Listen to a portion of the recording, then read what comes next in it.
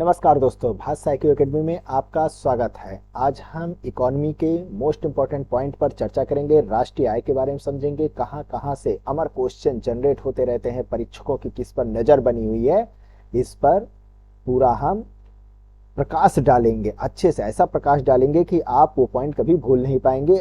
बस वीडियो देखिए, पूरे वीडियो से जुड़े रहिए, जितना हो सके इसको शेयर करिए और सब्सक्राइब जरूर कर लीजिए, क्योंकि ऐसे ही वीडियो आपको इकोनॉमी में मिलते रहेंगे। तो देर न करते हुए शुरू करते हैं आज का टॉपिक, राष्ट्रीय आय।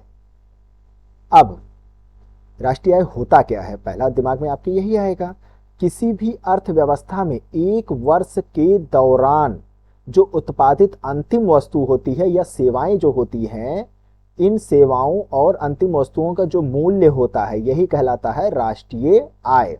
यानी कि पूरा एक साल के बाद जब कोई अंतिम वस्तु, वो वस्तु या सेवा जो होता है, जो बनकर तैयार है, उपभोक्ता के सामने उपस्थित है, उनका जो मूल्य होता है वही कहलाता है हमारा राष्ट्रीय आय।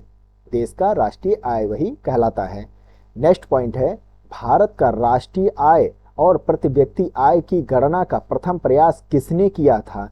ये पॉइंट जरूर याद रखिएगा। तो पहला प्रयास किया था दादा भाई नौरोजी जी ने किया था, 1867 और 68 में किया था। ओके, ये पॉइंट आप जरूर याद रखिएगा। नेक्स्ट क्वेश्चन है, वर्ष 1949 ईस्वी में भारत सरकार द्वारा नियुक्त राष्ट्रीय आय समिति का अध्यक्ष कौन था भाई? तो अध्यक्ष थे पीसी महालनोबिस। ये भी याद रखिएगा, पीसी महालनोबिस साहब थे।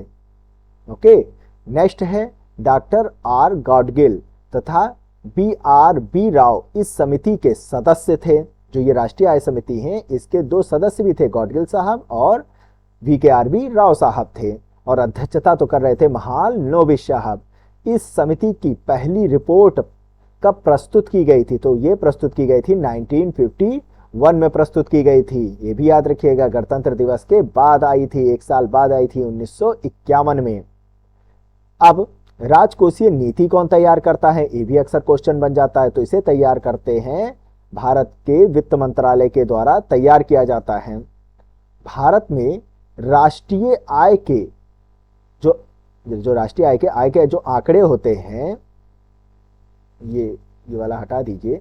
राष्ट्रीय आय के आंकड़े वित्तीय वर्ष 1 अप्रैल से 31 मार्च पर आधारित होता है। ये पॉइंट जरूर याद रखिएगा, ये भी अक्सर पूछ लेता है। 1 अप्रैल से 31 मार्च के, यानी कि मान लीजिए 2022 का ये 1 अप्रैल है, 2023 में निकालना है, तो 2023 के लास्ट मार्च यानी कि 31 मार्च तक की पूरी डाटा जो है रखी जाती है, तब 2023 में उसे प्रकाशित कर दिया जाएगा। याद रहेगा ये चीज। भारत में सांख्यिकी विभाग के अंतर्गत केंद्रीय सांख्यिकी कार्यालय यानी कि CSO, central statistics office, CSO, जिसकी स्थापना कब हुई थी? 1951 में हुई थी। इसके द्वारा ही राष्ट्रीय आय का जो आकलन होता है और प्रकाशन होता है, उसके लिए मेन उत्तरदायी CSO होता है। लेकिन एक न्यूज है इसमें, 2019 में केंद्र सरकार ने CSO और NSSO का विलय करके सांख्यिकी और कार्यक्रम कार्यान्वयन मंत्रालय के अधीन, याद रखिएगा, ये सांख्यिकी और कार्यक्रम कार्यान्वयन मंत्रालय के अधीन आता है। कौन सा? राष्ट्रीय सांख्यिकी कार्यालय।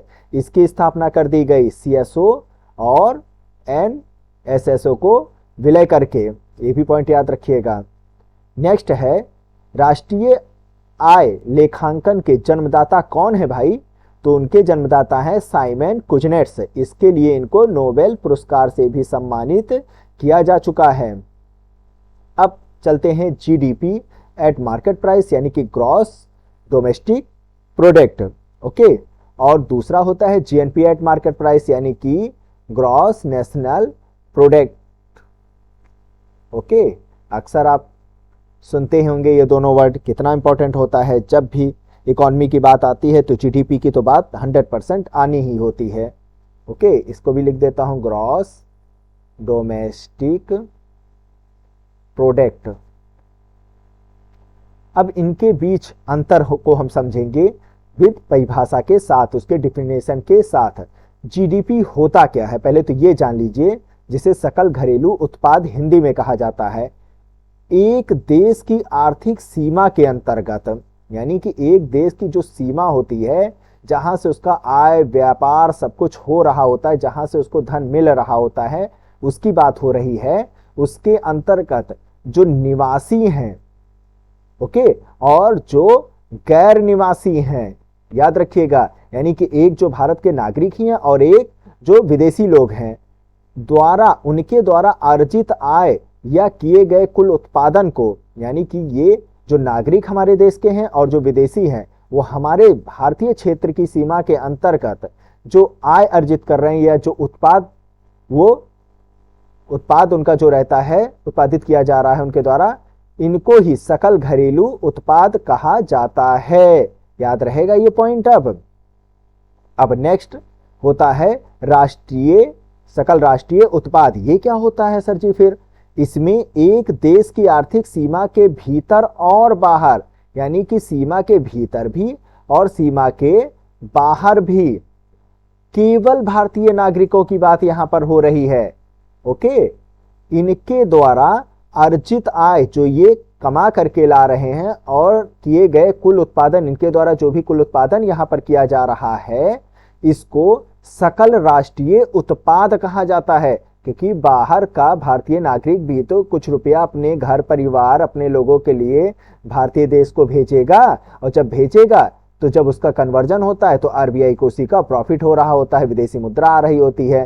क्यों? है ना फायदे का सौदा ये? मतलब सौदा नहीं, ये तो जस्ट एक परिभाषा है। तो इसे सकल राष्ट्रीय उत्पाद कहा जाता है। इसमें विदेशियों का कोई योगदान नहीं रहता है, केवल निवासी यानी भारतीय नागरिकों का ही इसमें मेन योगदान रहता है। Next, GNP. अब अगर इसको फार्मूले के रूप में समझा जाए तो इनके बीच कैसे संबंध स्थापित करेंगे? तो जीएनपी इक्वल टू होता है जीडीपी प्लस विदेशों से प्राप्त निवल आय। जो विदेशों से इनकम आ रही होती है, आय आ रही होती है, उसकी बात, रेमिटेंस जिसे कहा जाता है, विदेशों से प्राप्त निवल आय, इनके जीडीपी और इन दोनों के जोड़ को ही जीएनपी कहा जाता है।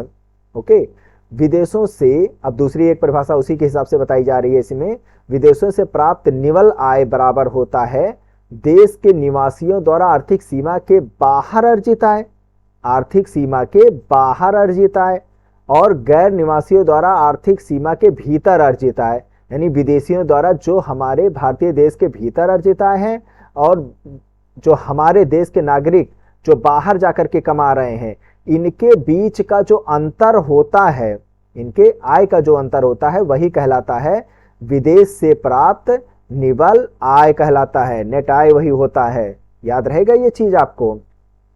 चलिए नेक्स्ट, अब हम चलते हैं साधन लागत पर सकल राष्ट्रीय उत्पाद, जीएनपी एट फैक्टर कास्ट। ये क्या होता है? अब साधन लागत पर जो सकल राष्ट्रीय, अब इसको क्या कैसे परिभाषित किया जाएगा? साधन लागत पर सकल राष्ट्रीय उत्पाद से आशय उस राष्ट्रीय उत्पाद से है जिसका मूल्य जो होता है साधन लागत या उत्पादन क्रिया में प्रयुक्त साधनों। इसको शॉर्ट फॉर्म में मैं आपको अब बताता हूं, साधन लागत और उत्पादन क्रिया से कैसे संबंधित है और इनसे जो आय प्राप्त होती है वो क्या होता है, जिसके आधार पर डिफाइन किया जाता है जीएनपी एट फैक्टर कॉस्ट, है ना। फैक्टर कॉस्ट इसी से ही संबंधित होता है, उसी को ही हम समझाएंगे। मार्केट कॉस्ट जो मार्केट वैल्यू पर हमेशा होती रहती है, वैल्यू जो निकलती रहती है उस पर डिपेंड होता है। और फैक्टर कॉस्ट के अंतर्गत आता है साधन लागत उत्पादन क्रिया। क्या होती है? जैसे कि कोई मान लीजिए आपको फैक्ट्री खड़ी करनी है, ओके, कोई फैक्ट्री लगानी है, तो उसके लिए भैया कुछ तो पूंजी की भी जरूरत पड़ेगी कि नहीं पड़ेगी? पूंजी की जरूरत पड़ेगी, जमीन की जरूरत पड़ेगी, भाई जमीन पे ही तो फैक्ट्री लगेगी। श्रमिक की जरूरत पड़ेगी, श्रमिक नहीं मिलेंगे तो कैसे काम वहां पर हो रहा होगा? उद्यमी की जरूरत पड़ेगी, श्रम, है ना। तो फिर इनके लिए जो होता है इनकी जरूरत पड़ती है, तो यही तो हमारे साधन हो गए, साधन लागत ये हो गए, उत्पादन क्रिया यही इन्हीं से पर ही डिपेंड कर रही होती है। अब इनके लिए कुछ आय होती है, जैसे कि ब्याज। अगर पूंजी भाई हम उधार लेते हैं तो उसके लिए ब्याज भी चुकाना पड़ेगा ना। भूमि अगर लेते हैं तो उसके लिए कुछ लगान अदा करना पड़ेगा, मजदूर अगर लेंगे तो मजदूरी देना पड़ेगा, है ना। श्रम लाभ ले रहे हैं तो उसके लिए लाभ उनको देना पड़ेगा, श्रमिकों का अगर लाभ लिया जा रहा है तो उनको लाभ भी देना पड़ेगा। तो इन्हीं आय के आधार पर तैयार किया जाता है जीएनपी एट फैक्टर कॉस्ट। याद रहेगा ये चीज अब, कि जिसमें किसी भी चीज के साधन लागतों की बात होती है, जैसे पूंजी, भूमि, श्रम, उद्यमी, उनको प्राप्त होने वाली आय के आधार पर जो गणना की जाती है वो राष्ट्रीय उत्पाद क्या कहलाता है, फैक्टर कॉस्ट पर, यानी कि साधन लागत पर सकल राष्ट्रीय उत्पाद कहलाता है। अब कुछ महत्वपूर्ण जानकारियां आपको मैं बता देता हूं, सिंगल पॉइंट जो हमेशा आजकल क्वेश्चन इस पर बनते आ रहे हैं, परीक्षकों की बड़ी बड़ी आंखें जो होती हैं इसी पर टिकी हुई रहती हैं। ओके, कौन कौन सी? उत्पादन लागत पर निवल राष्ट्रीय उत्पाद ही राष्ट्रीय आय कहलाता है, यही राष्ट्रीय आय होता है। ओके, जो निवल राष्ट्रीय उत्पाद होता है यानी कि नेट नेशनल प्रोडक्ट जो होता है वही राष्ट्रीय आय होता है। ओके, अब हिंदू वृद्धि दर राष्ट्रीय आय से ही संबंधित होता है, ये भी पॉइंट याद रखिएगा। तीसरा है भारत में राष्ट्रीय आय में सर्वाधिक योगदान तृतीय क्षेत्र का होता है, यानी कि सेवा क्षेत्र का होता है। प्रति व्यक्ति आय निकालने के लिए राष्ट्रीय आय को देश की कुल जनसंख्या से भाग दे दिया जाता है, यानी कि अगर प्रति व्यक्ति आय की गणना करनी हो तो जो राष्ट्रीय आय होता है किसी भी देश का, उसको उस देश के कुल जनसंख्या से क्या कर दिया जाता है, भाग दे दिया जाता है, प्रति व्यक्ति राष्ट्रीय आय निकल आएगा। नेक्स्ट है वर्तमान मूल्य पर प्रति व्यक्ति आय की वृद्धि दर स्थिर मूल्य पर प्रति व्यक्ति आय की वृद्धि दर से हमेशा अपेक्षाकृत अधिक ही होती है। वर्तमान मूल्य जो प्रेजेंट टाइम पे चल रहा होता है, एक हम बेस मूल्य मान लिए होते हैं, उसके आधार पर जब गणना की जा रही होती है तो उसकी तुलना में जो at a time market value पे जो चल रहा होता है, प्रेजेंट टाइम पे जो चल रहा होता है, वो वैल्यू हमेशा ज्यादा ही निकल के आ रही होती है। ओके, क्योंकि जो बेस मूल्य होता है वो औसत के आधार पर निकलता है, तो एक बेस मूल्य पे आ जाता है, उसमें ज्यादा चेंजेस आपको देखने को नहीं मिल रहा होता है। नेक्स्ट है भारत के सकल घरेलू उत्पाद में विभिन्न क्षेत्रों के योगदान का हासमान क्रम क्या होता है, यानी कि सकल घरेलू उत्पाद में जीडीपी में सबसे ज्यादा योगदान किसका होता है? ये तो मोस्ट इंपॉर्टेंट क्वेश्चन है। सबसे ज्यादा सर्विस यानी सेवा क्षेत्र का होता है। देखिए हर जगह सर्विस सेंटर खुले रहते हैं, इनका मेन योगदान रहता है। उद्योग दूसरे नंबर पे आता है, कृषि जो है तीसरे नंबर पे आता है। भारत हमारा एक कृषि प्रधान देश है और वही सोचिए तीसरे नंबर पे आ रहा होता है। ओके, चलिए अब एक फार्मूला होता है मूल्य ह्रास क्या होता है, यानी जो उसमें घाटा लॉस होता है वो क्या होता है। ये सकल राष्ट्रीय उत्पाद जो होता है उसमें से निवल राष्ट्रीय उत्पाद जो नेट नेशनल प्रोडक्ट होता है इसको घटा करके, यानी कि जीएनपी में से एनएनपी निवल राष्ट्रीय उत्पाद को घटाने के बाद मिलता है मूल्यह्रास। इसको मैं एक ट्रिक बता देता हूं, अगर कभी भूल जाइए तो सकल में से निवल निकाल दीजिए, यानी कि जो ग्रॉस होता है उसमें से नेट जो भी प्रोडक्ट की वैल्यू होती है उतना निकाल दीजिए, हमेशा वो लॉस ही निकल के आ रहा होता है। याद रहेगा ये चीज। नेक्स्ट है राष्ट्रीय आय अनुमान की गणना करते समय निर्यात मूल्य को जोड़ा जाना और आयात मूल्य को घटाया जाना ध्यान में रखना अपेक्षित माना जाता है। ओके, नेक्स्ट है गोवा की प्रति व्यक्ति आय सबसे अधिक होती है। ओके, नेक्स्ट ड्रेन के सिद्धांत का प्रतिपादन दादा भाई नौरोजी के द्वारा किया गया था। मोस्ट इंपॉर्टेंट क्वेश्चन, जब देखे थे कि क्या जाता है भारत से अंग्रेज धन निकाल के ले जा रहे हैं किसी ना किसी तरीके से, तो उसकी इसमें व्याख्या की गई है ड्रेन के सिद्धांत में।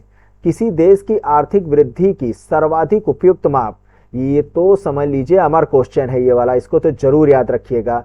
ये किसी भी देश की आर्थिक वृद्धि की सर्वाधिक उपयुक्त माप कैसे की जाती है? सकल घरेलू उत्पाद से की जाती है, ये पॉइंट जरूर याद रखिएगा।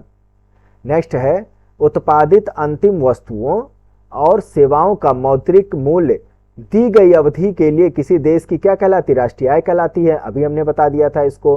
सीएसओ द्वारा फरवरी 2015 में जारी निर्देश के अनुसार अब साधन लागत पर व्यक्त जीडीपी राष्ट्रीय आय को नहीं प्रदर्शित करेगी।